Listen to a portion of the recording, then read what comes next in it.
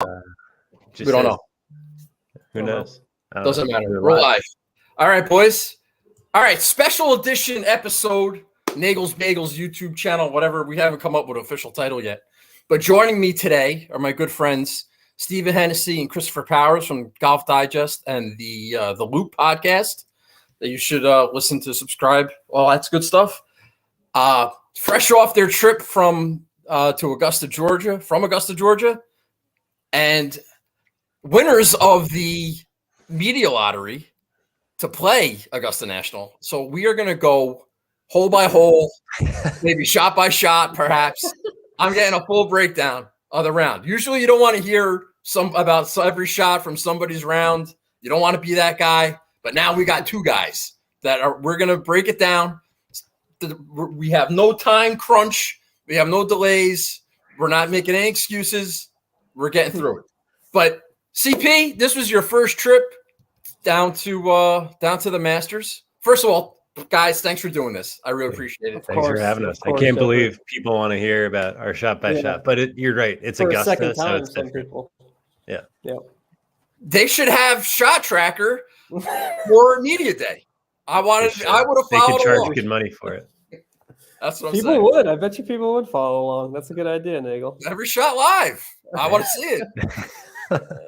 All right. So, CP, this was your first trip down there.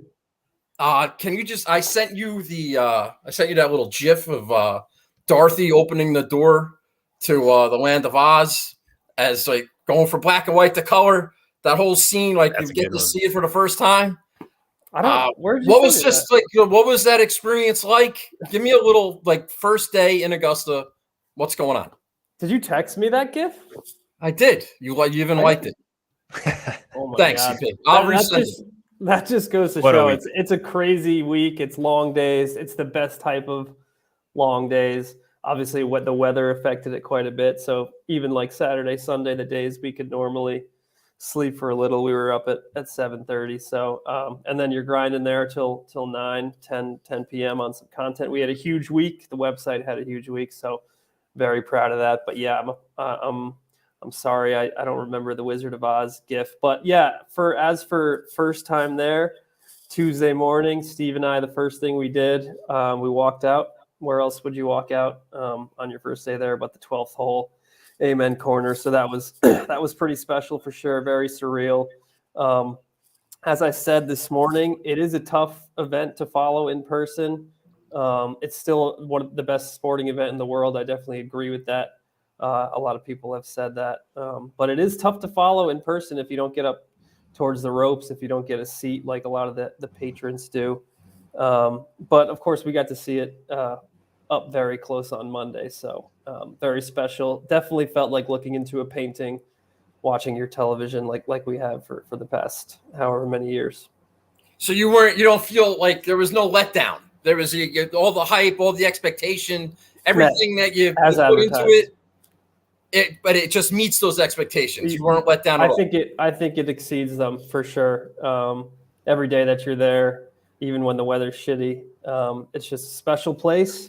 They run it, pretty perfectly, like Disney World. It's as advertised, and even better than advertised, I would say.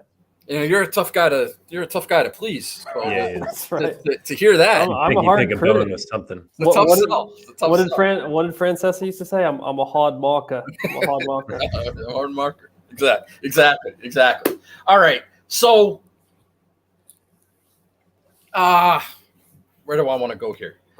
As far as the media center and being down there with other people, prominent names in the industry, you're running into people. Are you seeking anybody out? Is there someone, you're an aspiring writer, sports reporter, whatever you want to call yourself? Is there anybody that you read when you were a kid that was there? It's like, was this an opera? You mind your own business, or are you talking to people? That's really where I'm going with that. Well, let's Steve take it. We could both answer it, but you'll appreciate the Snagles as a Jersey guy. Steve Politti from NewJersey.com. He's the GOAT. If people know college sports in Jersey, Giants. All the sports. one of the best. And I've, rubbed shoulders with him before, but we were on a shuttle together going to the course from the media center, and he was just being friendly with the shuttle driver. So I was like, Steve, I just got to shout, fellow Jersey guy.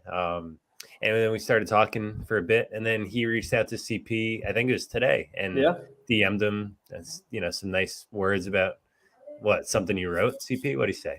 No, he said, awesome that you got to play. Oh, congratulations, nice. All that. Yeah, I wish I had met him. I wish I had introduced myself. You never know, though, with a lot of these guys. Like, to answer your question, Nagels, I've already met Alan Shipnuck. That's who I grew up reading. He seems, and I grew up reading Bamberger as well, but I don't know, Alan seems a little more approachable. So I approached him last year at Brookline. Bamberger seems a little more, kind of guarded. So I've never really had the opportunity to say hello to him. I would say, Brandel. I went up to Brandel. He happened to come out of this room that I was sitting in, and I was like, I have to say, I had just tweeted about him the night before. Hilarious sensory blitzkrieg moment. So I just screamed, Brandel. He turned around. Guys, I mean, that dude is so nice. What a genuine human. I know he has some haters out there, but I think Brandel's one of the best there is. So I introduced myself to him. And then that was the first time I kind of really met Andy Johnson and spoke to him. And I know you're a huge fan of theirs. I got my fried egg right here. I still have your Brendan tea. I'm not sure what the inside joke is with that, but I still have that tea. You gave me one. But Andy's a great dude. We knew Brendan from working at Golf Digest for a little bit a year or so ago. So I got to know Brendan a little bit. Did not get to know Andy up until this week. He's a great dude. I can see why those two have the fan base that they do, and why a lot of people listen to them. They're both genuine, not take themselves too seriously dudes like a lot of people do in this industry that I won't name here. Those two are real ones, so big fans of them. Oh, I ride for the shotgun start, and we know you do. I got my Brendan sticker here. I got the Brendan thing is that's how he opens every podcast. That's like their big intro. So it's after like 5 years, it's still funny. Yep. I don't know. Anyway. I guess we need a thing. We need a thing, Steve. Yeah. You need a Brendan. Yeah. Alex. Just yell at Alex. Yeah. Alex. All right. I wanted to talk about Andy because he also won the media lottery. I didn't know if that was. I want to talk about that. All right. So I don't want to get into like the actual Masters itself. Yeah. See, got a review of the food. It's a tough week for you, your boy John Rahm, right? Yeah. Steve and I had a minute before you came on, and big letdown. I'm struggling mentally this week. I sent out that tweet, it's bad. It's a huge letdown. It's a huge letdown. Really not happy. Sorry. Food review you just asked. Did you get the peach ice cream sandwich? That was yeah. That was, that's number one by far. Okay. All right. Chocolate chip cookie was very strong. I snatched a couple of those, brought them home. The Skittles I would put at number 3. The Skittles. What Skittles? They're not different than any other Skittles. That was the joke. I'd be in on Master Skittles, Steve. I don't know about you. If there were, if they truly had Master Skittles, all green Skittles. They should. As for the sandwiches, I'm a cheese guy, so I very much enjoyed the pimento cheese. I know Steve likes it as well. Yeah. So, you got to have a little cultured of a palate to enjoy the pimento cheese. I think Steve and I have cultured palates. Yeah. And then I had the chicken salad. Wasn't that impressed. I am pretty pissed. I forgot to snag one and do a video. That was just the week got away from us. What about the egg salad? You're not an egg salad guy? I'm not an egg salad guy. I did not touch that one. And then what was the other one? Oh, I had one of the, it's literally just a McChicken. That's whatever. Yeah. And then I had one of the cold. If it was heated up, it would be better. But it's just cold. The pulled pork sliders or the barbecue is hot. That was very good. And then the sausage biscuit is amazing in the morning. Yeah. Dude, is the same food in the media center what they have out in the which is the coolest part. You just go and grab whatever. Right. It's free 99. So all right. But Nagel, you would not believe they have a 5-star restaurant that's literally just for the media. Just for the media people in the media center. I'll get there one day. So it's tough. It's like you want to eat and it's quick in this restaurant because they know you got to get back to work. And so the breakfast, it's just breakfast and lunch. It's tough. It's like you have this incredible breakfast and or lunch restaurant. It's like you're all full, but you want to have a pimento cheese. I mean, we still ate everything in sight, so not a good diet week for sure. And you walk in, and it's a who's who, and they're your boys, Annie and Brendan, Steve Sands, and whoever from Golf Channel, Kyle Porter. I mean, everybody. My guy, Michael Eaves from ESPN, fellow Kentucky guy. So Nagel would be kid in a candy store on crack. He would be in that media center. I don't geek out that much. All right, it probably get old for me real fast. I've met those guys. I've met the majority of names you just mentioned. I've met most of them. They all follow me on Twitter. So screw you, CP. All right, Steve. How many Masters have you been to? This is only 3 for me. So is it getting old? No, it's definitely not old. I went in 2014 for the first time, and then it was an 8-year gap till I went last year, which apparently I just had to ask to go, and then I was thrown on the list. So, 3 times. It's definitely not old yet. There's like parts of the property that I hadn't seen until this year, things I hadn't done. So, maybe at like year 5 it'll get old, but no, it's an awesome week. The course is just unbelievable. I mean, till you actually see it, like CP was saying before, it's one of those rare things in life that exceeds your expectations. Everyone tells you how great it is, but till you see it, until you're there, it's kind of unbelievable how they put on such a good tournament and event year after year, and they make it better and better year after year. It's nuts. I hear it's very hilly. They say it's very deceptive. TV doesn't do it justice. Yeah, it doesn't do it justice. All right. So I want to ask you this. So what was the plan? I heard your show last week. You were talking about how you had plans. You were going to cut out early. We had Easter Sunday. Yeah, exactly. So I want to know what the plan was before, and then I want to know what the reaction was from your wives. I want to know what that meant. Like, are they cool with it? Did you get in trouble? Give me a little like point A to point B from the phone call, like just what the plan was, plans changing. What do we do now? So give me CP and I have different stories. I'll set it up. So we find out when Friday morning they end up, which was earlier than usual. Usually it's Saturday, and my flight was supposed to be 12:30 from Atlanta on Saturday. So I had this, suspicion that they were going to announce it. I was going to be in the air already. And then I was going to have a decision if I got picked. Do I pay my own way back to Augusta to go play? Which obviously the answer would be yes. Like whatever the flight is worth, it's worth a round at Augusta. But thankfully it was Friday morning. So CP runs up, they say over the loudspeaker, the winners of the media lottery has been posted downstairs at the information desk. So everyone runs. I play it cool and just sit at my desk knowing I'll hear whether we won or not. So CP goes with our boss, Sam Wyman, our other guy, Will Irwin. And, they're gone like 2 minutes or whatever. And then I just hear this like screaming behind me, and it's CP and everyone else like running up. I was like, you got to be shitting me. CP won. This is nuts. Like, of course he did. Of course. I'm going to be happy, but of course this guy won. Uh-huh. And then CP like just grabbed me by the neck. He's like, we're friggin' playing. Let's go. Like, no way. So I call my wife first.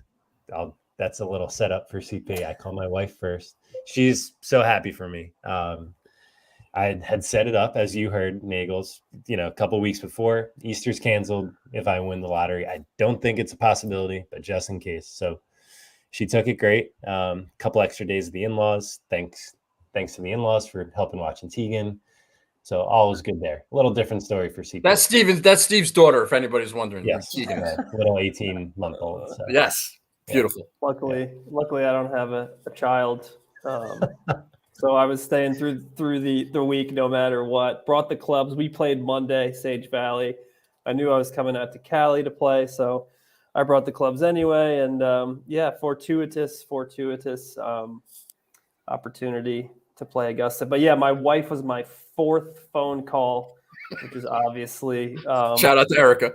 Shout out to Erica, which she didn't have to know. I just straight up told her like an absolute idiot. It wasn't important. I called my dad first. I think most people agree with me on this. That's a fair call to first make. The guy I watched the Masters with, for the past 20 years of my life. I remember 2005 like it was yesterday. I remember 2004 when Phil jumped like it was yesterday. That's probably the first one I truly remember watching with my dad. And then, every Masters Sunday since then, whatever, my mom would make some snacks. We'd have whatever, when I was of age, make a cocktail, whatever. So obviously I called my dad first. We played golf together my whole life as well. You don't have to justify that, CP. I just want to know. Apparently I do. Well, my wife's listening. Not to me. I want to know though, so you were going. When were you going to leave Augusta anyway? Were you leaving? When were you going to leave? Monday. To go to California. I purposely got like a 4:30 p.m. flight, which looking back, hilarious that I thought I would purposely got it in case I won this media lottery that everyone talks about. So you didn't have to change any flights. You didn't have to change? No, we had to change it like 3 times because the 4:30 one, hilarious. That was never. We finished playing at 4:30. It's like a 5-hour round. I would say that the media tea time, Steve. What they probably start at 10. We're gonna get to that. No spoilers. But first, you got to finish the story about your wife. Oh, he asked me about my flight. I know, but you're in the middle of the other story. Well, for Steve, the interviewer, I am. Thank you, Steve. Thank you, CP. The thing is that, Steve, you had a plan for Easter. Correct. And winning this lottery kind of like changed things. Yes. For CP, that wasn't the case. He was going to be in town anyway. I was going to LA no matter what. After there was no like, I'm not going to be home for Easter. No. I mean, I'm sure I was getting slandered up and down to hell at my in-law grandma's house, just shitting on. He travels so much. Is he still married to you? And is he hanging out with girls on the road or something? I'm sure I got shit on, but I was never coming home for Easter anyway. Okay, does Erica do that? Your wife? Does she do that? She doesn't defend me. Oh. Well, you did lose the ring. I'm getting a new one. Congratulations. Didn't have it this week though. No, I didn't have it at Hooters. Alpha. All right. So how many people? So 24 people win the media lottery out of there's 400 or 500 content people, and then that's not counting TV people. CBS, ESPN, plus the international. Only 24 people. Yeah, it's nuts. And then in the morning, and you both won. That's crazy. It's nuts. People think it's not so random, but I don't know. I don't really get it. It has to be. If Powers won, it has to be random because he pisses everyone off. So, that's right. Like they would never including his mother-in-law. Yeah, exactly. And his wife. Okay, so all right. I want to talk about the lottery for a second. Yep. So it's 20. They list 24 people. Do you get to choose who you play with? No, that's also random. But so they put you two together? We didn't know that. There's a meeting Sunday, so we find out Friday morning. I was going to get to the meeting. Go ahead. Yeah. Go ahead. Tell me about the meeting. That's when we find out that we're paired together. So not only did you win the lottery, both of you, that you both get to play, you guys get in the same group? That's right. Insane. That's crazy. And there's no that's not based on any feedback. Well, a couple times in the past when 2 Golf Digest people have won, they've been paired together. So we suspected we would probably be paired together, but we didn't know for sure till that Sunday meeting. They'll keep it by company. And all right, that makes sense. They put it up on this TV. They have this gigantic screen when you walk in. They didn't put it up on there for some reason. It's a TV behind like the information desk when you first walk in. It's just a normal sized flat screen. And it said page 1 of 4, the first page. So there was 10 names, or I don't even know, 8 names. And then page 2 of 4, page 3 of 4. We were on the last page, Nagel, the last page, 4 of 4. And our names were right next to each other. So maybe that means they picked them out, right at one after the other. I don't really care how it happened. It happened, and it was like the best day of our All right, life. so this meeting that they have is 10:30 Sunday morning or whatever it was. One of you guys tweeted about it. Is everybody quiet in that meeting, or are people like? Is there like one guy or one girl just like asking too many questions? There was one guy that being annoying. Like, what's that experience like? Like, dude, shut up! Don't piss anybody off. Exactly. Like, what's going on? I had a question, and I was not going to ask it in front of everyone. I waited till after and went up to the media relations gentleman from Augusta who was great and answered my question about a hoodie. Could I wear a hoodie? Okay. And he suggested that he would not do that, but if I feel it's necessary, don't wear it on the first tee. Just wait until you're out there. Maybe. I said, you know what? I think that tells me everything I need to know. That's well played. Right. You know what? The dude Nagel, you would be in shock. One of the guys in front of us, there was a back. I'm not giving anything away. There was a backup on the 12th tee, and I noticed the guy was wearing joggers at Augusta National as a member of the media, which was. And he made it. And he made it to the 12th tee. He did. I wouldn't have allowed that. What are these guys doing down there? How did they let that? Well, it wasn't you. No, I did show up in shorts and was told to put on pants, but no, I didn't put on joggers. Is that true? Yeah. Yep. You wore shorts? 2 seconds after getting out of his car.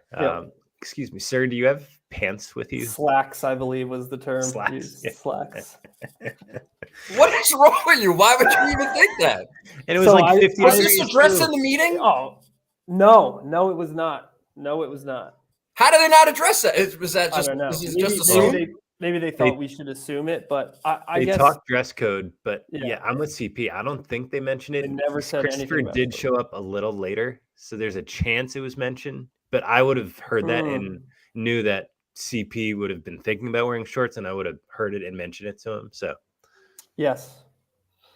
Okay. I don't know. I had this image in my brain of like someone showing me a picture of the day they played Augusta and they had shorts on. But now that I'm thinking of it, maybe it was just they were at the Masters. And obviously, do you see any just throughout the week any celebrity sightings we should know about? I was gonna do a whole article about all of the sightings, and I kind of decided against being a creep like I was today with Justin Timberlake. Because these people come to Augusta to be incognito. Like Harry Styles was apparently there Sunday. I don't think anyone.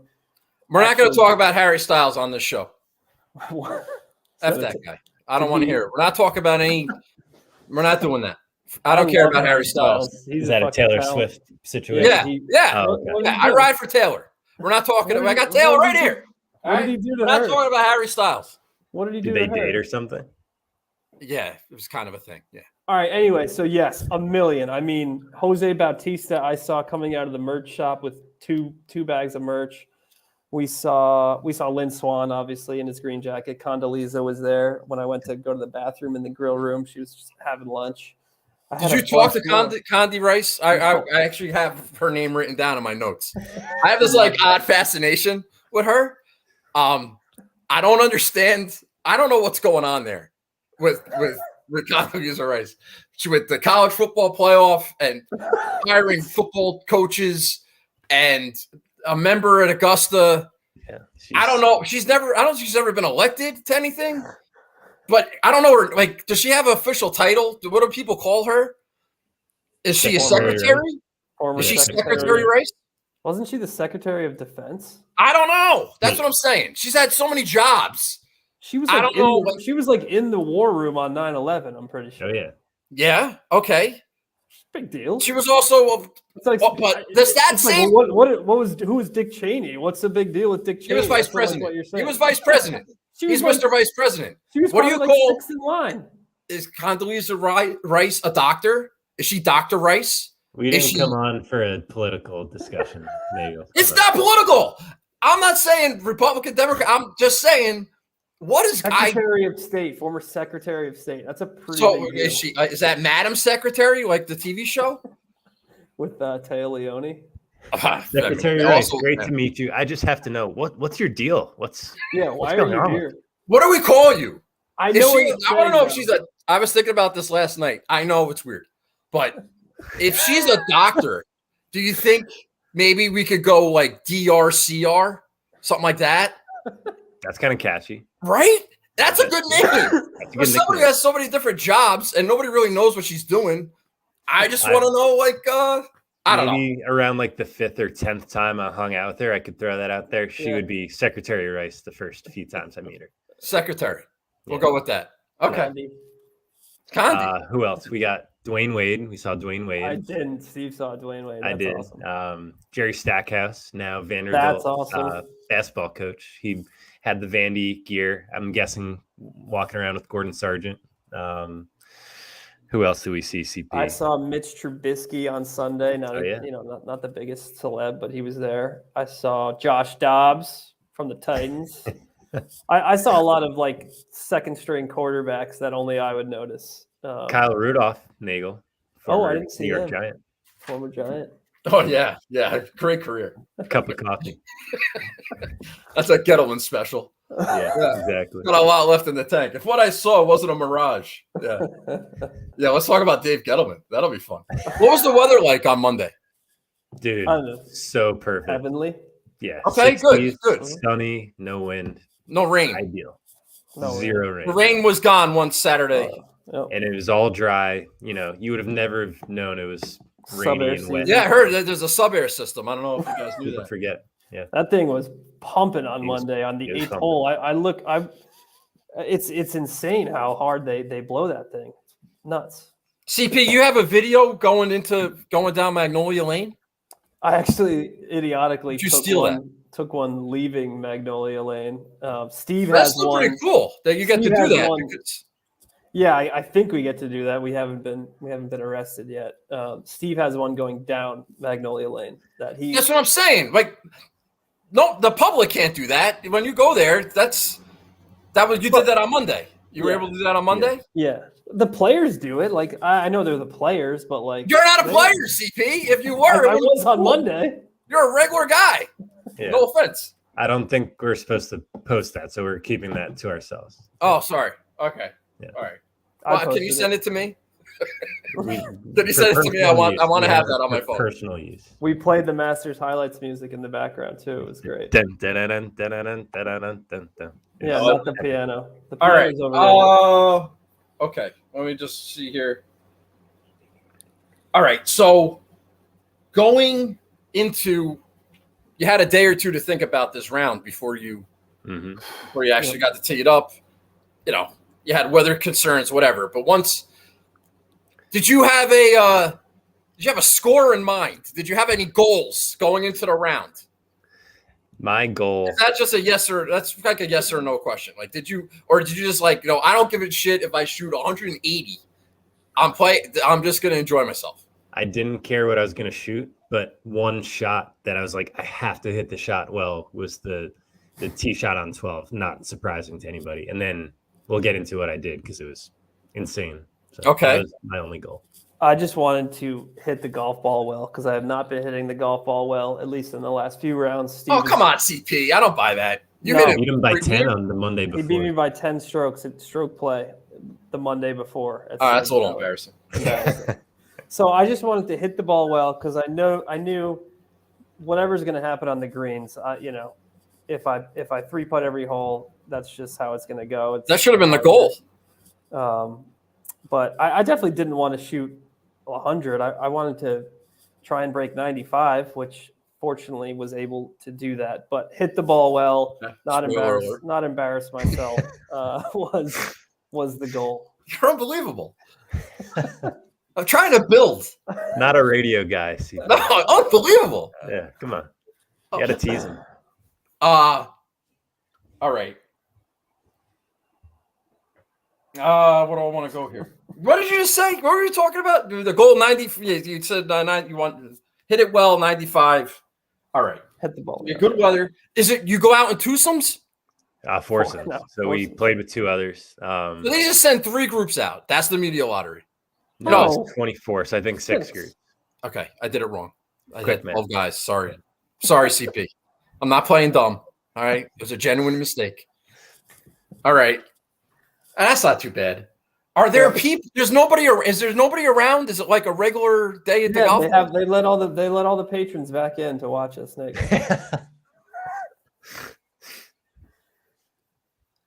There's got to be people.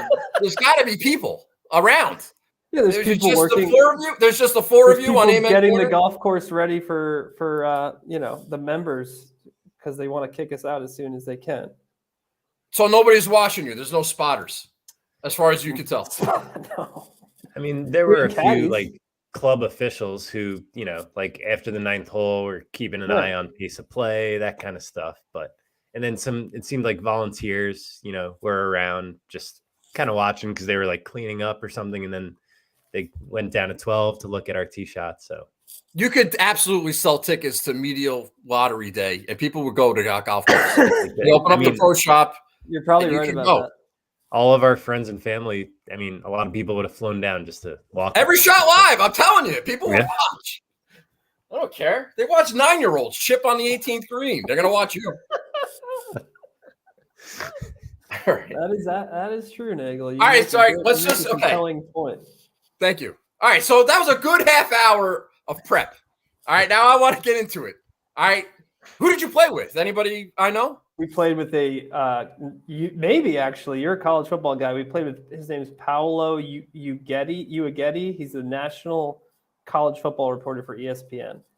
Okay, I don't. Good kid. He's kind of young and up and comer. I mean, he's got 27,000 followers on Instagram. So I mean, not everything's about follower accounts. CP. Yes, it is. Yes, it is. Yeah. All right, thanks. All right. Well, thanks for coming on the program, CP. Appreciate it. I wouldn't. I know I'm not up to standard, but I'll work on it. Please, I've been here since now, dude. Come on.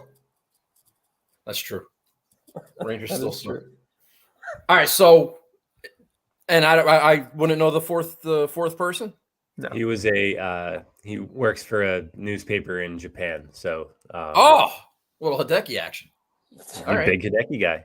His second Masters was Hideki's win. Or first, I'm forgetting, but he was there for it and super pumped, obviously. So. That was a good Masters, even though Xander made a late push. I love Hideki, and I did have a bet on him, so I was happy. I thought of Xander on 16T. I did. Okay, it's not okay. We're not getting into that. No, I'm just saying. I root for Xander too. I thought of him. I was rooting for him hard this week. He let me down. Yeah, it's not a dig at all. Yeah, the ship may have sailed. All right. It may have. I agree. All right, so first hole. What tees are you playing from? Do you have a choice? Members tees. No choice. The tee markers are on the members tees, so it's about 63.50. There's only 2 sets of tees at Augusta. It's the tournament tees and members. Yeah. That's another thing. So Condoleezza Rice is playing the member tees with everybody else. Correct. No red tees. Yeah. How about that? I mean, that's not that hard. How many strokes? That's not fair. Poor Condo. Well, it's pretty open. No, it's pretty open off the tee. I mean, you can't get into too much trouble off the tee, as we found out. So, Nagel, you would probably gain like 5 strokes OTT at Augusta, and then you would lose like 12 around the greens. Around the green, they get you. I mean, there's really no reason to bring my short game into this conversation. It's trying to random dagger for you. You're lethal. You're absolutely lethal. Wearing your shorts to Augusta. All right. All right. So tell me about you. Did you both have your own scorecard? No, we kept. CP kept it. Yeah, we had a match going. Yeah, we both took multiple from the pro shop, but yeah. Okay. All right. I wouldn't mind one of them. That makes a good gift. It is. I have an extra. Maybe that's your gift. Maybe. CP, my guy. That'd be awesome. All right. So, tell me about the first hole. What was your experience? First tee shot. What are the nerves like? High school football nerves. I don't know what that means. That means you feel like you're gonna puke, which I haven't had that feeling since high school football. Besides going to a real live casino, I still do get that feeling. I don't know why that is. It feels like you're going out onto the field of battle with your boys when you go to a big time casino. So other than that, first tee at Augusta was the other time I had that feeling. Heck, Hopefully, like the birth of my first child as well. Breaking news? No breaking news. All right. I would say, Steve, first tee? I was not too nervous. Like all you have to do is not hit it to the right. So I was going left, and our buddy Dan Rappaport set a line. Who's going to hit it farthest off the first tee? Me or Gary Player. So really, all I wanted to do was outdrive GP, and I'm happy to report I'm pretty sure I did. So yeah, absolutely. All right, good man. He outdrove me. Steve outdrove me fucking every hole. I'm sorry to hear that, CP. Yeah. But you're a big freeway. You're a big freeway. My dad was out driving me today. He's fucking 60. CP, do you want to go? Are you okay? Are you? What's the matter? I mean, you're supposed to be coming off the best week of your life. Yeah, you're miserable. Still got sass. It's unbelievable. It's unbelievable. Yeah. Just relax. We're having a good time. All right. I'm having a great time. All right. So are we happy with our opening tee shots then? Oh, yeah. Okay, so we got the bunkers on the right there. Why? How far away are you? How far up are the member tees from the back? Very far up. Okay, so is your second shot a reasonable second shot? Yeah, I mean, I had to punch like a 4-iron low. Steve was in the trees, so he tried to. He can tell it, but what'd you have in CP? What'd you have in like 180? Yeah, and then he said, it's a little uphill. You got to get it up the hump on the green. You're going to play this one low off the pine straw. Oh, I didn't even ask you. So you guys get caddies, right? Oh yeah, individual caddies. Incredible single caddies. bag. That's got to be. Oh, that's pretty sick. Cool. Yeah, it was. What do you tip? What do you tip a caddy for that for Masters Media Day? They took care of it. Augusta took care of it all. So what do you mean? Tip, taking care of everything was included. Just that type of place, Nagel. Is that something that is announced in the meeting? In the meeting, yes. Correct. And you still don't give them a little scratch on the side. You asked, we asked and said, can we tip them more? And said, no, that's not necessary. So you follow the rules. Okay. Except the pants rule when you drive down there. Yeah. All right. Sorry for that little. I wanted to ask you about the caddy. Were you happy with your caddies? Oh my God! Yes. Amazing caddies. Well, those guys were cool. Yep. Yeah, they had been there at the club for 15 plus years. So. Did any of them work the ANWA? Did you ask them about that? That's a good question. No, but my caddy told me, when the guys show up a week before, he had John Rahm and Kevin Kisner and Wesley Bryan one year. And I just remembered this story. That's amazing. I wish I told it on our pod, but it's an exclusive to Nagel Pod now. He said, whatever year this was, Wes Bryan, Kisner, and Rahm were teeing off, and they saw Bryson going into the pro shop like before he was going to tee off, and they were like, let's get the fuck out of here because they didn't want to play with him, and he would have joined them. You didn't tell me that. That's amazing. It just fucking hit me again. It was such a great story. But yeah, these guys have seen it all. I mean, my guy had caddies in the Pebble Beach Pro-Am. You schmooze with the members at Augusta. Next thing you know, you're at Cypress Point like my caddy was, and I'm sure Steve's caddy has had some similar stories. All right, good stuff. All right, so hey, you take me to green side of one. That's a tough green, I hear. You have all Sunday pins, right? Yep. All Sunday pins. I'll get out of the way. I try, as CP said, I tried to get over the trees with my second. Hits the tree. I had an opening, didn't hit it, and then There's a line of sight, Steve. There's a line of flight. Remember that. Yeah, you need to get it up in the air, and I didn't. So I hit another tree. So I was pretty much, newspaper 8. I don't think I hold out. Good start. Yeah, solid start. Heading to a par 5. CP, what you get out of hole 1 out of there? Punched it short, and then was gonna hit it. If I didn't have a caddy, I probably would have tried a 60-degree wedge, and I would have come up short like the other guys did, and it would have rolled right back to my feet. He was like, "You need to go low. You need to get it all the way up there. I promise. If you hit it past, it'll come back and use the slope." So I hit a nice little 52, past the pin. It rolled back a little. Had like 12 feet for par, just missed it, and tapped in for my 5, and I was absolutely thrilled with that. Good 5. Good 5. All right. So we got the par 5 second coming up next. Are those bunkers in play off the tee? Yeah, for sure. Not for us. Not for us, though. We both hit amazing drives. So I was not in a good place. Oh, you mean you sailed the bunker? Yeah. Down the hill. Probably rolled past it, but yeah, did not come close. I had 214 in, so I hit a good one. We went down the hill. We had a nice little flat lie too. Sent it, baby. Sent it. Absolutely sent it. Okay, so you guys both on the green in 3 on this par 5? Is that safe to say? We were both. I'll give us both credit. We were both greenside in 2. We both gave it a good run. I pulled it into the left greenside bunker. We were both thinking Louis stays in albatross after our drive. We were saying it. Yeah. And Steve blocked his out to the right in a good spot. Evidently, I didn't realize that was as good of a spot as it was. And then Steve hit a fucking dime piece, Justin Rose style shot, and I hit a whatever bunker shot that actually rolled out just to the fringe, and I had like 12 feet for birdie. Yeah, so I had like 3 feet, pretty easy, almost a tap in bird. So I go 8-4 to start. I get my first birdie on the second hole. That was the way to redeem myself. Lone birdie of the group for the entire day. Steve Hennessey on the second hole. CP, you're killing me. I don't want to know that yet. I got 16 holes to go. And you're telling me that's the only birdie. I got a shower in like 40 minutes, Nagels. I mean, we could. Okay, so let me handle the speed here, pace of play.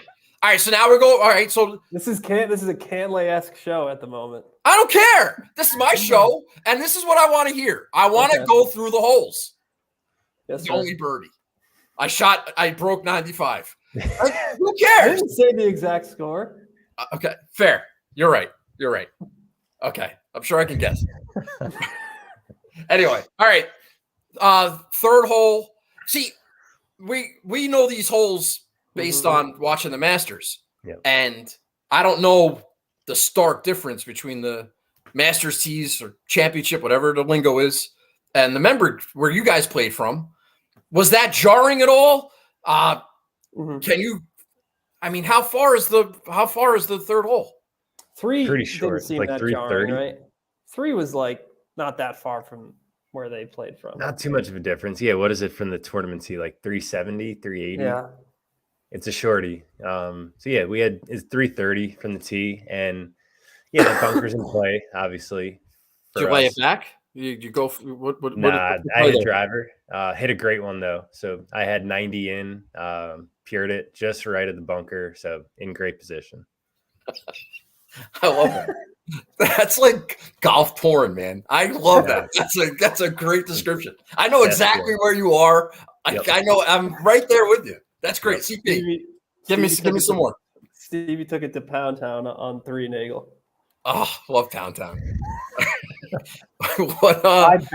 I hit a snap hook, which I was actually happy about because you don't want to go left there.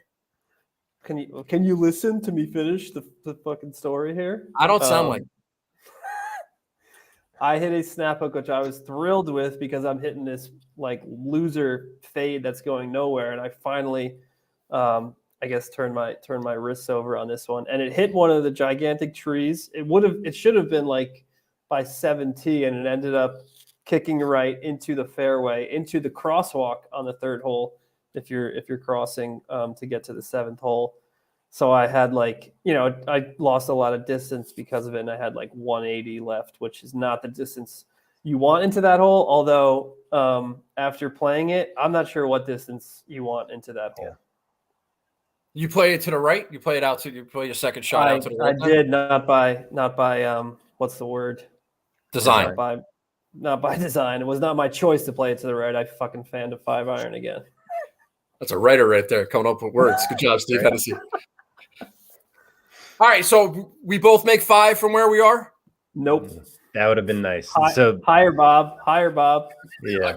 The third green, Nagel, as you know, is diabolical. So narrow. Yeah, you go long, you're dead. Yeah, I get it. Dead. So you should have been right, and I was aimed right, but I pulled it a little. Still, good distance. I hit the green, but it skids off left. It must have went another 20, 25 yards. That's not good. No, I'm in kind of dead zone. Yeah, that's not what you want. So I'm playing pinball at that point. Chip over, and then I scuffed my fourth. Fifth goes past. Then I'm walking out with the 7. So did CP. I hit a great third. I was short right. He told me exactly what to do. Hit a little pitching wedge, keep it low, bump it into the hill in front of the green, and hope that it feeds down. I thought I executed it. It was a little hot. I also went over the green. I actually hit a great putt with my fourth that came up like 8 feet short, and then I just absolutely nuked the putt for 5, missed the putt for 6, and 7 it was for the boys on number 3. All right, so you're heading to this par 3. You're not in the best spirits. Sullen, a little sullen. All right. What's your strategy on 4? What are you trying to do there? So are you trying to? I don't want to get 4 and 6. I always get 4 and 6. Always screwed up. Yeah, but do you want to be the pin's up high, like front right, middle rightish. And there's a 4 is the one with the ginormous slope that'll kicks everything down to the left, or is that 6? That's 6. Although 4 kind of does too when the pin's on the left. It's got the kind of 2 tiers. So if you hit it correctly, it's right over the bunker, right? Yeah, exactly. That's right in the bunker. I know. Okay, yeah. I'm all caught up. So we had. All right. So what's the strategy there? We had 165, and so hit a nice 6 for me. It was not a nice 6. Just fatted it, laid up, and at that point, your boy Andy Johnson's behind us, and we had to wait, so they were like next to us on the tee. And maybe I was a little nervous hitting in front of Andy. I think it's the first time he's seen me hit a golf shot. And no offense to anybody, to you or anybody who doesn't know. None taken. Your golf swing is a little unique. It could be jarring the first time somebody sees it. As someone said to me once, it's like Jim Furyk had Parkinson's. That's a little mean. That is not nice to say. Almost as mean as the guy who said Michael J. Fox with palsy in Bandit, the guy we played with. That was pretty mean as well. Is that about me? Yeah, you don't remember that? I think it was. Yeah. So I've gotten it all. All right, that's great. All right, so you got Andy. Okay, so you got Andy. Did he say something about pace of play? He's a big pace of play guy. Andy was fucking like us, like cloud 9, eyes wide open. He had a nice camera taking pictures. I don't think anybody's complaining about pace of play on media day. Yeah, it's almost like you want to spend as much time as you can out there. You want to milk it for everything it's worth. Milk every last drop. I got you. All right. So you fat. Okay. Finish where you were talking about for your 4th hole, Steve, and then CP. Yeah, so I stub it, and I have like 80, 90 yards in as a wedge shot. Good layup. Yeah, thank you. But I hit a very nice wedge shot, and it actually takes the slope, and I have like 6 feet left for par, so very happy with it. Missed the putt, almost make it. Right, but that was a great shot. 4. I'm not too disappointed with it. That's a good 4. That was a great 4. He had a great second shot. I just remembered it. Okay. CP, do you remember your shot? Yeah, just a short. Same thing. I came up a little short. Good chip. Missed the 10-footer and walked off with another boring bogey. Dude, you take 18 bogeys, man. That's a great score. I would have. I actually would have. The 7. All right, we're back. Let's move it along. 5th hole. You got bunkers on the left. You got junk to the right. How are our drives on 5? That's a tough tee shot. I can do mine first. Pounded a drive. By the way, just to go quickly back to 4, that's the most jarring difference between the member tees and the ones they play. That's like from an 80 240 to 160. Steve and I would be hitting driver yesterday and still coming up short. But 5, pounded a drive. Another fan. I was just hitting these fan iron shots all day. Came up short. Putted it from the fairway, way short, and then great 2-putt 5. I was proud of that one. And then let Steve take it. Why is it so hard to get that ball close on 5? Well, the slope on the green, at least when you're entering it, is crazy, crazy severe. Yeah, but it's not like guys are hitting it pin high and it's rolling down. I think Myers asked this morning. I guess the big takeaway that I forgot about is the uphill putts and the into the grain putts there, you think of it as just tap everything. They're so fast, like it's glass. But uphill and into the grain, you have to fucking smack these putts at this course, which is terrifying. Yep. When if you play the last hole and you had a downhill one or a down grain one that just goes lightning, you're like, there's no way I should be hitting this that hard. But the caddy's like, you got to pound this one. So I think that's what's really tough about. But there were like 6 birdies on 5 all week. That's what I'm saying. I don't know why no one could get it within 30 feet. A hard hole.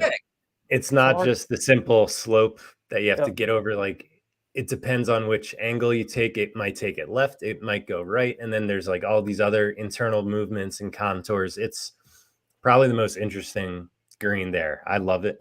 If you go long there, are you dead? Kind of dead with that pin. Yep. Yeah, in the back. So maybe that's why no one take going long out of play. Exactly. Yeah. Try to lay it up short and then just try to 2-putt. Yeah, try to 2-putt. Exactly. You're happy with the 4 for sure. I hate that hole. I do. No, that's my. I hate it. 5 sucks. It's impossible.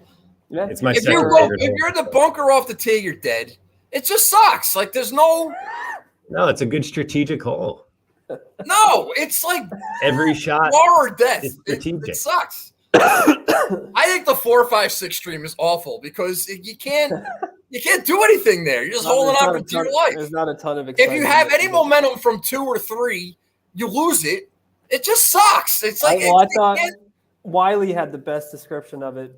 Who? Entering the week, Matthew Wiley. I think when he does his little course notes, I think he said, you can try to make your par on 1, get your birdie and eagle on 2, and then you just hold on for dear life until the 13th hole at Augusta. I think that was a great description of it. Yeah, I'm proud of you for even listening to somebody else. Right. There's a very small. You can count on one hand the people I respect. There. No, Wiley's I ride for Wiley too. Me too. It's one of the reasons I started doing this shit. That's right. Yep. Go ahead, Steve. I'm sorry, you were saying something. No, I just love 5 because 2 and 3 are you hope to play them at least 1 under, and you need a little bit of a challenge because the back 9 is so gettable after you get through 11 or 12, I guess, but. There's birdie and eagle opportunities. So 5 is it's the perfect place in the round for that hole, I think. Yeah, I don't like 5. All right. So how'd you guys get out of there with 6s or what? 5 for me. CP had 5. There's miles to the right. So I went miles right, just way too right. You in the trees? It's trouble over there. He was in the speed zone on from Friday or when round killer. Unplayable. Round killer. That's hit a good third shot, 220 in, come up short where CP was, and then same thing. I don't hit my putt hard enough. It comes back to me 7. So at that point, I'm in a terrible headspace because that's one of my favorite holes. I'm walking off. Oh, I'm sorry. I didn't mean to offend one of your favorite holes. It's okay. I feel bad now. No, agree. I don't know if it's one of your favorites. I didn't think that was possible. Second favorite hole. So. Don't tell me 11's your first. It is. We'll get to it. Come on, you don't like 11, Eagle? That's crazy. I don't. Okay, it's hard. Yeah, golf's supposed to be hard. Yeah, it just doesn't fit. I don't know. My opinion doesn't matter. They're not trying to. I disagree with that. Thanks, CP. All right, hole 6, top of the hill, right? Yep. Correct. Yep. That's the big drop off. What's the pins up? The pins on top right? Yep. Correct. Yep. So it's like a 175 shot, which I don't really have in my bag. You got long is dead. You got bunker short. Anything to the left is going down the hill. Yep. What's the play there? What's the move? So CP and I both miss. CP misses left. I miss right. CP's kind of hole-ish high, a little shorter, but really tough chip shots upcoming. And we both hit great ones. I had this tiny little opening through the trees to the right, and my caddy's like, you have to get as close as you can to this tree run it up the right side and hope it just stays up. And if you're not on the correct level, it's coming back all the way down to the bottom of the green. So somehow I hit a great chip and it stays up. I have an uphiller, like a 12, 14 footer for par left, and CP hit a good one too. Great one. Out of some mud. I was very nervous. Usually when it's wet, I'm just like a lock, minus 200 lock to chunk chili dip a wedge. But watched a short game video a couple days earlier from Phil Mickelson, got my hands forward, hit a 52 like the caddy said, and hit a great chip. Got the ball first. It got all the way up to the shelf. Had like 10 feet for par, missed it pretty badly actually. I had like 6 feet left for bogey and poured it right in the heart. Yeah. 2-4 for your boys. It's like a guy. Good. There you go. Very good. All right. Moving right along. Third of the way through. Yep. All right. 7th hole. What do I know about the 7th hole? It seems like that's like it's pretty standard. Anything interesting happen on 7? Yeah. Well, toward the green. Yeah, a lot of interesting things happen. So we both hit good drives. We're like in the fairway. Steve's 30 yards past me, as always. Yeah. So I have, again, like 90 and I think it was 100. Hit what everyone thought in our group was going to be on the green. It hits on the green. Thought it was going to be a birdie look, but it skips into the back bunker. So disappointing. That's trouble. Yeah, it was. So I hit a great bunker shot, what I thought. Rolls all the way back down the green, stub a chip. Newspaper 7 once again. But CP had a really tough bunker shot. He's greenside in 2. Plug season, fried egg. Shout out in fried egg. Yeah. Yep. Tough. And just I don't know, bad stance. Yeah. Hit it over the green, almost into 17 fairway. Okay. Yeah. But it had a nice little lie and a little opening. My caddy was, poor guy, raking the bunker. And I was just like in like, I just want to get this over with mode. I'm hitting 4 from fucking 17. And these guys are amazing. He's like shouting at me what to do. Like, keep it low, hit it into this. It's unbelievable. Hit it into that hill. Use that little. There's like a little crosswalk where people were walking, and I executed exactly what he said. It kind of checked up nicely, and that was the read of the day. I had like 15 feet. It looks downhill again, back to the, but I guess it was into the green. He's like, it's not that fast. You've got to hit it, and I, again, right in the heart for bogey, like the 5 of my life. Oh, it sounds like a good 5. It was. Oh, good for you, CP. Those short game videos are paying off. Yes, they are. Yes, they are. All right, that's good. Would you consider that the highlight of the round? No, don't spoil it now. No. Yeah, we can jump ahead if you want. No, not yet. Or we're going to go to 8 now. We're going to 8. Long par 5, uphill, a couple of mountains in the middle of the fairway. There's anything interesting? Tell me about the 8th hole. Yeah, pretty good tee shots. I'm like, anybody? No one's in the bunker to the right there. Nah, got to stay left. So yeah, we're both on the left side. Good tee shots, and then second shot, I don't hit a great one. I tried to rip 5 wood, just kind of hooded it a little bit, and then I have 140 in. Hit a great approach onto the green with 25 footer left for a birdie. Yeah, where on that green? Because that green goes all the way. It's a dog leg. Yeah, exactly. Which I didn't.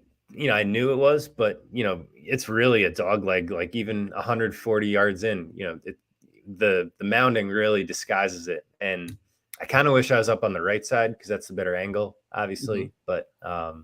But still hit a good one. CP kind of had an adventure. Did you 2-putt for 5? I did. You did. Yep. Wow. So at that point, I'm 1 under on the par 5s. 1 under on the par 5s. There you go. You take that with you. All right, very good. CP, you had an adventure. Was it worse than Brooks? What did he have an adventure? He was left. He was in the trees left on 8. Yeah, and then, you can say that. Rob made birdie. That was the tournament. Hit a great. Oh, I do remember that. We were out watching, so it's impossible to know what's happening. Unfortunately, there. I was hugging the left side the whole freaking hole, and there's 3 football fields to the right to use, and I just hit a good drive, pulled a 5-iron down the left side with my second, had the overhanging tree from like 80 yards out. This was a cool moment too. He said it was 80 yards, and he said you have to play a 120-yard shot on this shot. I was like, that's a 40-yard difference. Very good. Very good. Unfortunately, I didn't find out if I hit it perfect because it hit the overhanging tree, and then I was behind the freaking hump that's guarding the flag back there. Hit a whatever. Went over the green with my chip. Actually had a nice up and down for 6 there. Another great 6-footer. I take 18 bogeys, CP. I don't care what anybody says. But I wasted a bunch of great 8-foot putts on bogeys, and that's the worst in my opinion. CP was nails from 6 to 10 feet. Inside of 10 feet. Oh my God. Seems like he made them all. But all for bogey. Yeah. Well, you know what they say, CP. That putting that might not be sustainable. You gotta get your stuff going. All right. No, Rom hit a great he hit a great third shot on that did you guys see highlights or anything? I gotta go back and watch those two. The second shot on 14, the third shot on 8. It was 14. Well, I saw 14. Yeah. That was listen, I hate the guy. That was pretty good. Yeah. That was pretty good. That was pretty. All right, pretty ninth hole. Very slopes, a lot of slopes on 9. Anything let's talk about the 9th hole. What do you got? Again, we both pound driver down there. Guys, you got your strokes gain off the tee. Yeah, picking up strokes. The course is a cakewalk from off the tee. I'm telling you, Nagels, you would kill it. You would have your high fade. You would hit your high fade. You'd be in the fairway every hole. Yep, you would eat. So I have 125 in. Again, it's all the way uphill. So he's saying, hit it 150. Just come up short to the right. And CP, you ended up in the same spot, right? Yep. Did it roll down? There's a big hill there. Yeah. We both had these side hill. It's tough that you hit a good drive and then you get down there and your ball's below your feet and the lot of uneven lies out there. I hear the green calls for a draw and the ball's below your feet, so it's a tough shot. So I blocked it out to the right, and that the highlight I think for me. Well, we'll get to the true highlight, but using the slope to bring it back to tap in range, just like the caddy said, he had me hit a 56. Again, he said, you got to get this back. You got to hit this past the pin. And, if we don't have caddies there, we're probably all hitting some shitty chip that comes up short and rolls all the way back down to the fairway. And that's the problem with my short game. I don't have a caddy. That's exactly right. You need a caddy. And he said, you got to get it to the hole. You got to get to the hole. And I did. It skidded past, took the slope, tap in par. Yeah. So mine, I got the full experience on 9. I chose putter, didn't get it to the hole, comes all the way back down, negative yardage, like -5 yards. Again, 7. So at that point, I'm turning in 52 and not the happiest. So, I mean, you appreciate Nagels. Like you're at this unbelievable sacred ground and you only get to play it once probably, and you're hitting all these shots so poorly, and it's like an internal struggle. It's like I'm so mad that I didn't execute the shot the way I wanted to, but at the same time, I'm just lucky to be out here. You just played the first 9 holes at Augusta National. Yeah, exactly. So life's pretty good. To be fair, 52 should not be that embarrassing. Right. Yeah. With a birdie. It should have been way better. No, but with the way I hit it off the tee, it was like it didn't feel like a 50. It didn't even feel like a 48. But it gets you around the green. You got to be so precise. All right. Well, okay. We're making the turn. The 10th hole. CP, that's a perfect for your shot shape. You hit that beautiful right to lefter down the hill. Yeah. Old me. For the old me, yeah. Oh, the old me. No, the new you suck now. You don't know how to play anymore. So that's where we're going with that. What happened on 10? We had a good day today, so I think the draw's coming back. I actually hit one. I wouldn't say it turned over. It was kind of a pull, one of my pull cuts. Caught the slope, fucking pounded again, and that was a stark or whatever you want to call it, like realization of we both hit really really great drives down there, and I still had like 175 left. You think like, oh, you turn one over, it hits the hill, and you're gonna have like a 8-iron, 9-iron in. That was not the case. I had a long second shot in. Is that bunker in play? Because they say that bunker is not really in play. Not for the Masters. Is it in play for members? It could be if you like hit if you fat your Kyle second Berkshire, shot. yeah. Oh yeah, I guess for the second shot. Okay. Yeah, how hard is it to get it up that hill on 10? It's intimidating for sure. So I had 160 in, and fortunate to hit a good shot there. I clear the bunker to the right, which would have been trouble if I'm in it. CP goes in that. And then I have like a really difficult chip. My caddy's like, yeah, if you keep this on the green, you're in good shape because the grain's working against you. The green's going away from you. But I great touch, get it within like 8 to 10 feet and make the putt. Make the putt for a 4. You did. So you were on the right side of 10 and you made 4. Mm-hmm. Unbelievable. But you're not really that Sunday pin is what, front left, kind of? Kind of back left. Back, yeah. Okay. But you're not like short-sighted. It's not that. No. It's not it was still incredible. It was still incredible up and down. Not a lot of room to land it and keep it in a good spot. But okay. I'm not besmirching that chip. No. I was just trying to get a picture in my mind. Because you have that one pin that's on the right side on 10. I don't know what day it is. But if you're in that bunker, like that's a 5. Yeah. You can't if you're like back right or whatever. So it wasn't that one. It's the one that's down. But it's still, they're all fucking parking lots. The ball never stops. Yeah. All right. Did you make another 5 on 10?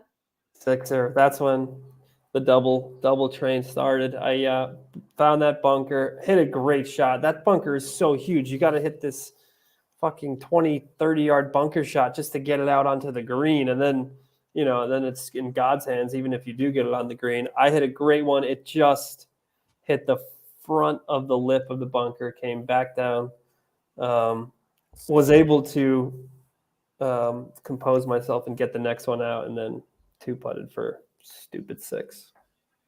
Okay. I don't like 6s. I don't like making 6s. I'm sorry. You're at Augusta National. This isn't Paramus. That's all right. Shout out Paramus. You're human. Those are tough. Those are tough. A 6 at Weequahic and a 6 at Augusta. It still causes me pain. I'm sorry. Well, that's a CP problem. That's not. Yes, it is. That's nobody else's problem. All right. The best hole on the course, according to Steve, 11, 5 million yards, par 4, water, trees, nowhere to go. Just you're dead. You're on the team. You're dead. Not if you're Steve Hennessey. Apparently. Tell me the story of hole 11. I'll get mine out of the way. Great drive down the left side. He told me not to go at the pin. I didn't. I said I'm going as far right as you want me to go. And again, I'm hitting this. I'm coming through and just pulling it.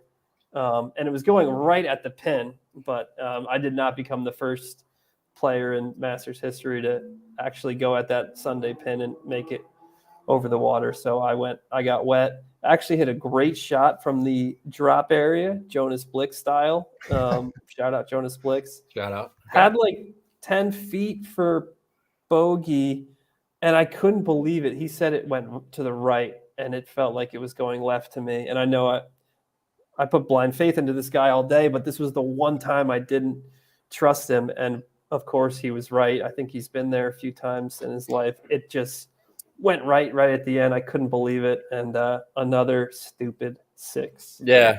Okay. Steve? So, I know from watching all these guys that you want to be on the right side of 11 off the tee. So I wasn't going left. I have the great angle. I hit a good one, 125 in. So it really rolled down there. And I hit a really good 9-iron, about 25 feet short, had a birdie look, come up 2.5 feet short, but make the comebacker. So I went 4-4 on 10-11. At that point, I'm stoked the way I played the front 9. I'm like, I'm back now. I mean, I just parred probably the 2 toughest holes on the back. We're locked in at this point. I texted my brother Sunday morning when the guys went off a 10. I think Max Homa did. I think Max went off 10, or Fleetwood, and these guys they're starting their first 2 holes of the day. They're starting 10 and 11. They're making bogeys right out of the box because those holes suck, and it sucks to go off a 10. You can't get any momentum into your round, and so any progress you make from 13 on with a couple of par 5s, you're not gaining any ground because you already lost all your shots. What do you think? You think Max Homa had a chance, Nagel? Come on. He was top. Let me say something about Max Homa. All right, since even though we're not talking about gambling anymore, he was T25, T20, something like that going into the day. And if he put up a 4 or 5 under, he would have been probably in the top 10 at some point. Why are you making that face? Okay. So now going into the next major, you talked me into him, and I'm not happy about it because he's okay. Well, he was T25 going into the last round, and he had a horrific Sunday. He went off on the back. All right, don't get me started. The point being is that now, come the next majors, their narrative is going to be, "Oh, Max Homa still can't play in the majors," as it should be. But it's bullshit because if he was top 25 going into the last day, if he shoots 4 under, he's top 10. And then it's like, oh, Max Homa, major championships. His last 2, he's been in the top 20. You've always got one of these angles. I'm always impressed by it. But it's not as dire as you think. The guy got screwed. He had him go off on 10, and his round went to shit, and that was it. It's not as bad.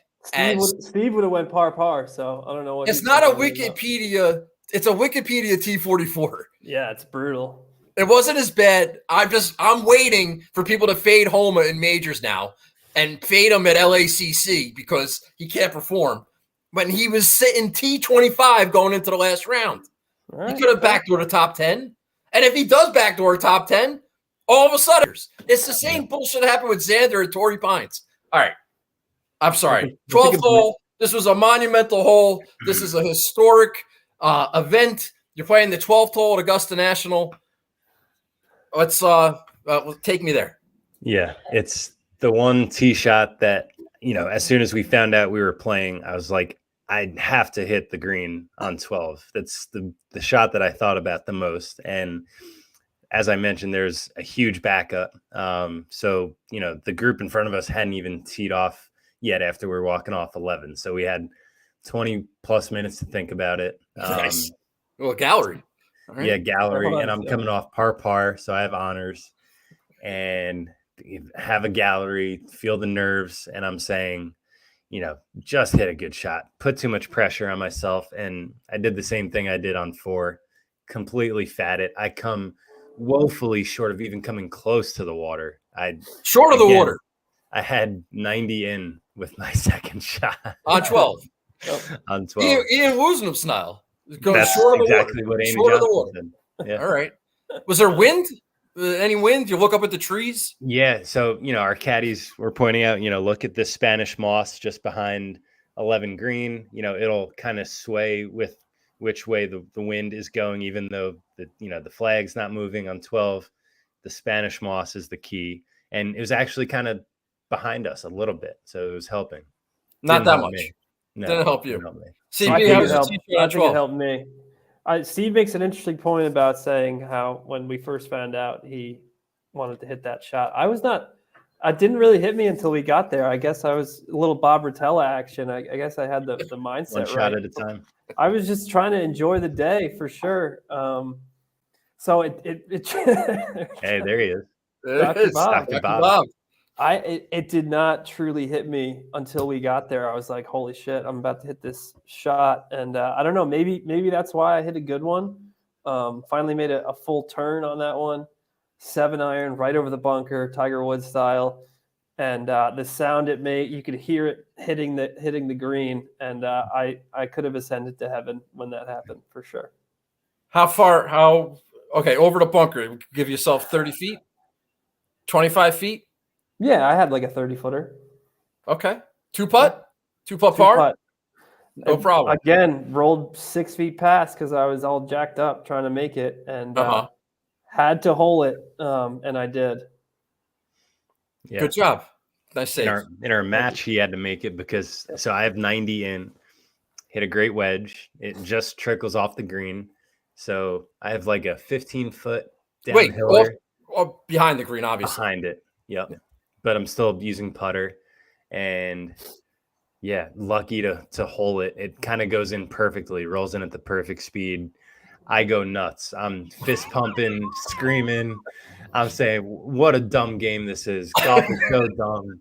The caddies are loving it, fist pumping everybody. And then, in our match, CP now has to make the 6-footer for par, but drains it. Very clutch. He's nails. He's totally nails. CP, Steve, that's a great 3. That's an all-time 3. All-time 3. That's coming off 11 too. Yep. So now I have 3 pars in a row. He made making Amen Corner his bitch. Freaking Amen Corners was say Amen at the corner. That's right. My God. That's pretty good. All right. That was amazing. Is the 13th tee jarring looking back as you're going to your member tee to see where their tee is? Yeah. Are you playing the old tee? Or farther up? You're further up from the old tee. Right. Yeah. And then you go. I mean, you need binoculars to see the pretty much. I hustled to get back there. Yeah, it's way back there. You wanted to see it? I had to see it. Yeah, it's such a shoot. And just to be back there, that's like another moment where you're like, I'm never gonna be setting foot on this spot. Like not a lot of people get to go back there. I had to soak it in. So I didn't. I guess I should have. I was locked in on the turtles that the caddy was showing me. That was pretty cool. Hey, any wildlife on the course, you got to take note. That's right. Oh, we did see some birds on. Saw a lot of birds. 7. Yeah, we saw real birds. That was surreal. Yep. All right. Interesting nugget. All right, 13 tee shot. Let him out of the cage for us. 13 pounded one. Steve pounded one. Nice set up, a nice second shot. We unfortunately both had to lay up. Neither of us have the 230-yard carry shot in our bag at the moment. Okay, so you play it out to the right there. Yep. Steve did. Yeah. Steve, not so much. What'd you do? I mean, you have miles, right? And all I'm trying to do is hit a 150 shot out there to the right, and it's a little above my feet, significantly above my feet, and just fat it again. So now I have like 180 in. That's how bad it was. Hit a really poor third. Thankfully, it comes up short of the water, just barely on the rough, like just before the tributary. So I have to hit this kind of crazy flop. My stance, I'm like my legs are so far apart, and I have to like really get under it. I did hit it on the green, and then I have like 45, 50 feet for a par and hit the flag with my putt. It almost dropped. I mean, unbelievable. It had a little too much pace though, but if it just hits slightly to the left, it hits it dead on and goes in, but rolls out like 11, 12 feet. And that's it. I wish I could watch this round shot by shot. Every shot live, man. Amen corner. It was eventful. Give me an amen corner feed for Hennessey. I would have been on that. He came so close to playing it in even par. It was really cool. It should have been. Almost. CP, third shot up onto the green. Gorgeous little 60-yard wedge in there. Left of the pin, so I had that like left to right slider and did not hit it, did not make a good stroke on it, but cleaned up the 3-footer for a tidy 5. So nice little par 12-13 for me. That's pretty good. All right. I remember that one for a long time. Yeah. I would hope so, CP. I would hope so. All right. I don't really care for 14 that much. We can skip it. No, Steve, we can't skip it. Did you see the spot? Did you go to the spot where Rahm hit his second shot from? Did anyone point that out? Did you look for it? Or that wasn't notable enough? I mean, the shot was sick. Don't get me wrong, but I was game over. That was the shot of the tournament. Yeah. It's not like Phil hitting it through the tree. I know it was game over. It's an all-time shot. That's an amazing green. The way he used the slope, but I wouldn't give it a spot. I don't know if they're putting a plaque there. Maybe they will. We're big on plaques. Yeah. I love black. All right. So we're okay. So we don't make it any special attention to. All right. So tell me about 14 then, real quick. Yeah, the quick story is I hit my second shot way past the green. It was like a 180 shot. I hit the best hybrid I hit all day, but it lands before the green, goes up the mound, goes up the spectator mound behind the green, and keeps going. It almost gets to like the rough on 11. That's how hot this thing came in. Okay. So I asked the caddy, I was like, be honest, have you ever seen anyone back here? And before I could even finish the question, he's like, no one's ever been here before. So he didn't know what I should do. I hit a chip up, whatever, hit the next one way past. I have 45 feet for my 5. And he's like, this is the slowest putt here. You got to pound it. It goes in the hole. I hit this 45 footer for bogey. It was sick. We are all witnesses. To take it from CP because he made 6. So, I mean, I should have never won that hole. That turning point in the match, just like Rom. That 100%. Yeah. 14th hole was where champions were decided this past 48 hours. Okay. 15, another par 5. You've been playing the par 5s great all day for the most part. Picked it apart. 15. Yeah. Brought it to its knees. Exhibition. I mean, we're both in a position like 220 out. Again, we know we probably can't get there, so we lay up, hit ho hum little wedge shots onto the green. That's a tough third shot. It was easy picking. Come on. No, it was. You can't leave it short, and he can't go long. Come on, don't tell me. The wind was coming in, and he called me off. I was over the ball with a pitching wedge, and he said, "Stop, 9-iron," and it worked out very nicely because I got all the way back there. We had like the same putt, I'm pretty sure, right? Like it's an anxious moment. 35 feet left of the flag. Wait, okay, hold on. I'm not picturing this in my head. You're talking about hitting your third shot on 15. Yep. How far out are you? I'm 120-ish. Steve was, I think, I'd like 105 probably. Yeah. All right. So if you're 50 yards down the hill, closer to the river there, tributary, whatever the fuck you want to call it, that's a really hard. That's the hard. That would have scared me for sure. Yeah. But since you're back, it's an easier shot. Yeah, we had a full swing, so definitely an anxious moment when the ball's in the air. But don't you have a downhill lie, and it's hard to? I talked to Austin Kaiser about this because Xander had his third shot from over there in 2019 because he hit his drive into the woods. He's leading the fucking Masters, and it's like you got this third shot. You're 50 yards out, and he's like, dude, you can't leave it short. You're in the water. If you go long, you're dead. And he ended up walking out for par and lost the Masters. So what? Okay, so you're farther back. So where do you hit your third shots to? Where are your birdie putts coming from? From like the middle of the green. It's a right pin. So, the middle kind of ridge of the green. We had like a 30-footer, 35-footer, and 2-putt par. That was a great example of into the green. They were like, you got to smack this one. Can't leave it short. And we both listened, got it all the way to the hole. Kicking 5s, baby. Oh yeah. That pin. Wait, where's that pin on Sunday? 15. Back right. Right. Not where it always is. Yeah. Oftentimes. I thought that was back left. Why am I thinking of a back left pin? No, it's there. Front left. Front left was like Friday. I want to say it was. Now that you say that, that was a little strange. Because I guess like the Sergio pin when he hit it, is that the one we had? Okay, well, I'm thinking of two different locations because in 2019 I thought it was back left, the Xander third shot I was talking about, and then 2 years ago in 2021 when he was trying to chase down Hideki, he was in the bunker and he almost holed the bunker shot. That's right. For eagle. Mm-hmm. He left it right on the lip, and if he makes it, he's only down 1 going to 16. But he just kept it 2, and Hideki got wet, and that was the whole drama. Right. But that flag wasn't back right then. It was because it rolled. Yeah, you're right. Mm-hmm. So that's why I'm a little confused. But yeah, you're right. Watching on Sunday, yeah, it was in a different spot. Yeah. Okay. So maybe that third shot isn't as treacherous because the flag's on the right. Yeah. You could take away a little something from our par if that's what you choose to do, Nagel. Thank you.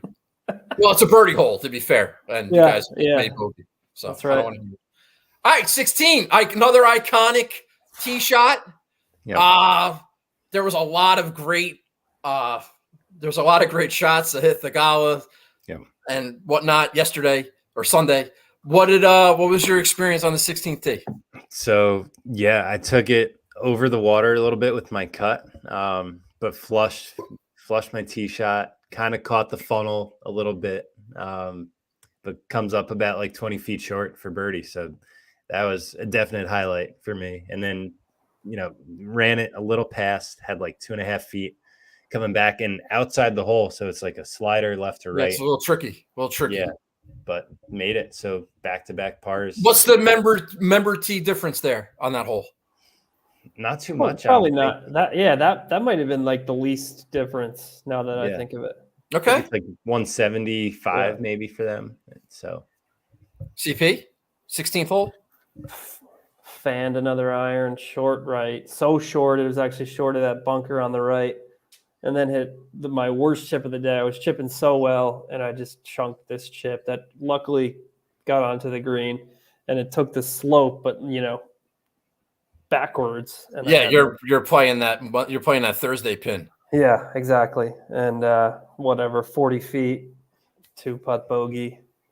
Not how I dreamt to play that hole for sure. No, but you got out of there with 4. You take 18 bogeys. I would anyway. All right. So now like the end is near. Are you getting sad? Are you involved in your match? Are you what's that was it? Process? That ended. Actually, no. He was too. Yeah, the tree situation on right off 17T. Did we check that out? Are there big holes in the ground? We did. Yeah, we saw the spot where one of them came down, which was a little surreal to be looking over at it. Yep. And actually, Thursday, I was in a very similar spot watching Tiger on 16 make birdie. So if it was a day later, God forbid, I could have been out there. But so you could see like where it came down to on 17 is kind of crazy. Yeah. I would say the saddest feeling, Nagel, was looking back down the 13th fairway for me. Realizing we were through that, not to go backwards, but I understand. That's your point of this is almost over. That was the really gutting feeling. Where are you at in your match now through 16 holes? 2 up. Steve's 2 up overall. I won the front. 16, he closed out the back with the par. So I need. Are you Shazamming it all on any of these holes? We were not Shazamming. That's Augusta's the hammer. place to Shazam. Sam and a good opportunity for it. Yeah, Shazam and Snake. You could really lose some money at Augusta. Oh yeah, that's the point. We're not tipping the caddies, so should have plenty of cash. It's true. All right, 17. Take me through it. Let's take us home here. Pulled driver left. Actually was in the fairway and hit one of my best iron shots of the day, but somehow I found another branch, knocked it down.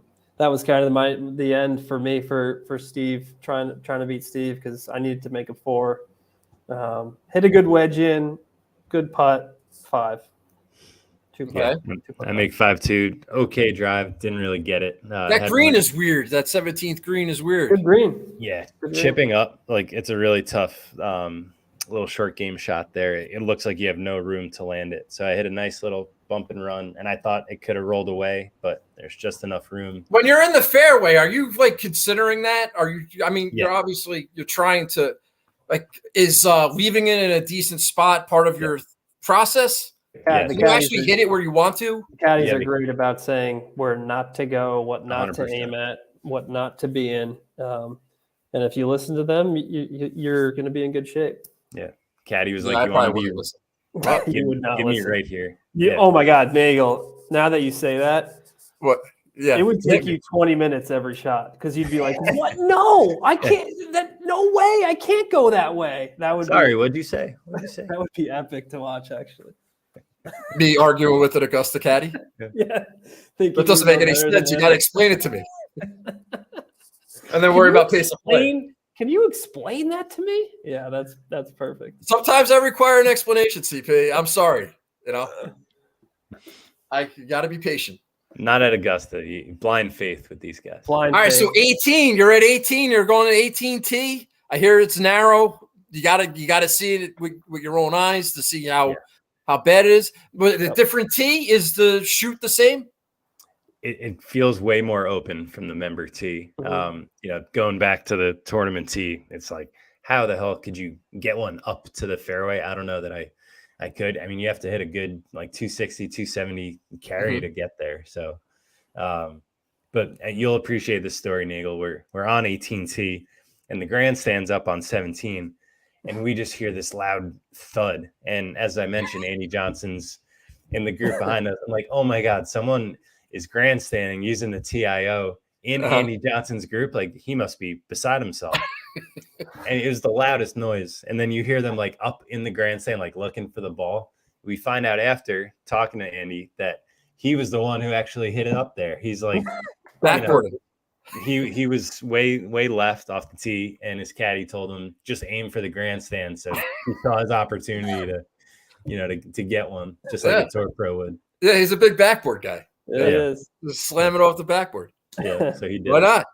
Yeah, use it while you can. Great opportunity. That's funny. So, see, Andy's not going to talk about it on his show. He's not going to. He'll say, "Yeah, it was great" or whatever. But he's not going shot by shot. No, he wouldn't. Yeah, no, not like this. He's a little more sophisticated with the takes than we are. No, but this is great. This is awesome. This is everything you want. Are you kidding me? I'm so sad we're almost done. All right, tell me about your tee shots in 18. I hit a great one. I'm just to the right of the fairway bunkers on the left there. So I have like 160 in. I mean, couldn't have hit a better tee shot. I was so happy to end. You know what they say, Steve? They say that'll keep you coming back. Keeps you coming back. Except not to Augusta. I'm not going back there, I don't think. It's the only place they don't say it. Media at Augusta. All right. CP, your tee shot in 18. I hit the Spieth one again, a little left, caught a branch, and I was like, 230 yards away. Brutal. Not a great lead. Not a great lead. The hybrid up to the right. I was under that tree on the right, up near the green. Had to punch a 4-iron. Actually hit a great little punch 4-iron that Steve thought was great too, and he was up ahead. And my caddy was like, no, that they they hide the bunker up there. It's a really cool look if you ever get to walk up the 18th fairway at Augusta. The one of the Rory bunker on the right where he pulled out. I was in there and I got up and down for a 5. Great job, CP. I take 18 of those 5s. Steve, your second shot, where are you? Came up short, right, but again, listen to the caddy, left in a good spot, and then chipping up the hill. I know I have the little backboard, so tried to use it, but comes in a little too hot. I'm on the back left side coming up, so then I have this really dastardly fourth putt from just off the green, and my caddy was the man, and he stood right at the spot. He's like, you have to die it right here. It can't have any speed after this spot. I hit the perfect putt. It almost goes in for 4, which would have been incredible. But little tap in 5, come in 41 at Augusta. Amazing. And it was honestly pretty good. Could have been. I could have broken 40, which after that front 9. I mean, would have been like plus 1,200 probably. So what were the so what's the final tally then on your scores? I kept it consistent 45-45, Loserville, USA. That's 18 5s, CP, right there. You would sign for that. Yeah. I know. So I mean, granted, one shot to break 90, I'll give you that. It would have been nice. Yep. You give yourself one. You just say I basically broke 90. That's what you said. Yeah, basically. Steve, what were you at then? 93. So not too terrible. Great match. Could have been way better. I took money off CP, so happy about that. But Still didn't tip the caddies. All right. I'm walking off. I ride for the caddies. I'm sorry. I know. You guys referenced that like 18 times in this. I know. You can't throw them like a. If we could have, we would have. We were told we can't. So okay, yeah, just take their word for it. That's good. We don't want to get them in trouble. No, definitely, you don't want to do that. Yeah. You don't want to do that. What are you running on pure adrenaline? You guys are out there all week. I hear it's very hilly. You're walking. You're not taking a cart. I mean, how are you tired? Are you exhausted? You don't care? What's going on?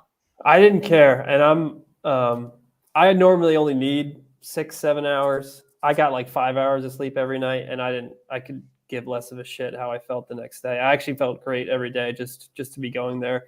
And I cranked a couple of beers every single night because you're just feeling the vibes. You're watching live from with the boys. It's like slugging some Coors Lights.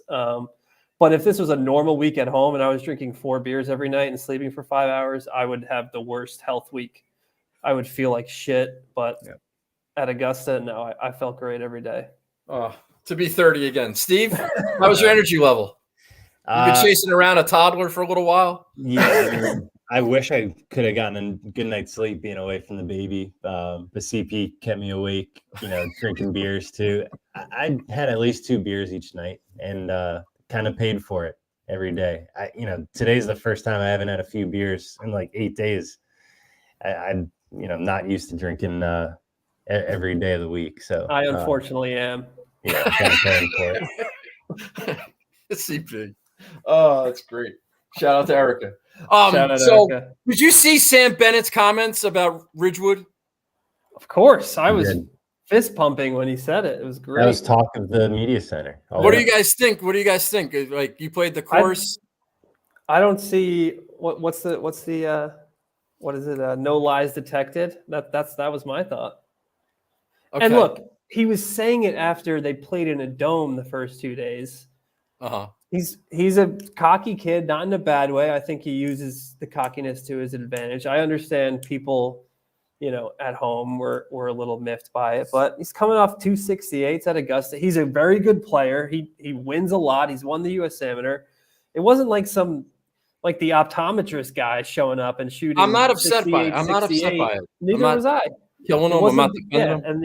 And that guy being like, oh, this place is, my course back home is harder than this. He was saying the course I won the U.S. Amateur at was a little bit harder than this course was the first 2 days. That was Steve, you played Ridgewood once, you said, right? Yeah, we both have. Yeah, so CP. Oh, excuse me. I think I agree with him after playing Augusta, at least off the tee. We can't really speak to it because it's just a different course from back where they're playing. But that's true. Yeah, I don't know. I get a lot. Listen, you guys, I don't know if you're going to appreciate this. Maybe people should throw some respect on Ridgewood's name. That's what I'll say about it. Hey, every time I look over the fence at Paramus, I'd be like, oh, I got to play that course one day. It looks pretty good. That's lovely. I get a lot of I'm going to regret saying this. I don't care. I see Sam Bennett, and I get a lot of Andy Lack vibes. You guys see that at all? He's like kind of like the same build, like has a nose. I see Sam. I'm like, man, that guy reminds me a lot of Andy. I said Morgan Hoffman, kind of like side profile, a little Morgan Hoffman jersey. Morgan Hoffman, he's a different type of dude. He got the long hair now. He's but like back in the day, Morgan Hoffman, like Oklahoma State, Morgan Hoffman. Okay. Anyway, I just thought I'd mention Andy for some reason. It's not a shot. If Andy ends up watching this, I don't want him to get bent out of shape. It's just I see him and I was like, kind of reminds me of him. He's cool. I like him. All right. Last thing. Andy or Sam Bennett? Sam Bennett. He just reminds me of Andy. I don't know what to tell you. I wanted to mention it because we all know him.